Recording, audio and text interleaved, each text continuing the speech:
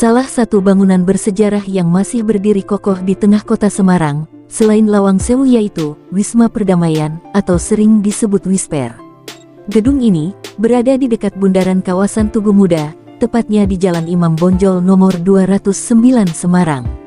Wisma Perdamaian memiliki luas lahan kurang lebih 15.000 meter persegi, dengan luas total bangunan lebih dari 6.500 meter persegi.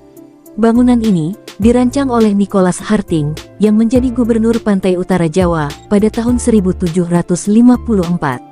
Hingga tahun 1761, gedung ini difungsikan sebagai Gouvernement van Java's Noordoostkus. Wisma Perdamaian alias De Vredestein, artinya Istana Perdamaian, memang sudah ada sejak zaman pendudukan Belanda. Wisma ini dulunya adalah bangunan utama dari kompleks villa milik Nicholas Harting, salah satu pejabat VOC yang menjabat sebagai Gubernur Jawa Utara bagian pesisir timur pada tahun 1754 sampai tahun 1761. Namun, bangunan tersebut kemudian hanya menjadi rumah singgah Gubernur Jenderal dan selanjutnya dipakai sebagai rumah jabatan Residen Semarang.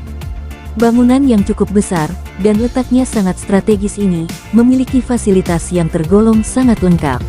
Wisma Perdamaian memiliki fasilitas olahraga berupa sebuah kolam renang dan lapangan tenis di halaman belakang gedung. Gedung yang dirancang Nicholas Harting itu mengalami beberapa perubahan. Hingga pertengahan abad ke-19, gedung itu masih berupa bangunan tunggal dua lantai yang berarsitektur klasik dan bercirikan pilar-pilar rangkap dengan kapitel, berornamen, dan bermotif bunga. Kini, bangunan utama telah ditemani gedung kantor pada sisi kanannya. Bangunan utama lebih terlihat seperti aula, dengan pilar besar dan panggung di dalamnya.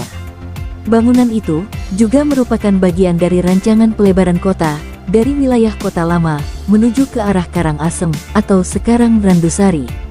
De Vredestein pernah digunakan untuk merayakan ulang tahun Ratu Inggris secara besar-besaran dengan pesta dansa yang dihiasi 620.000 buah lampion.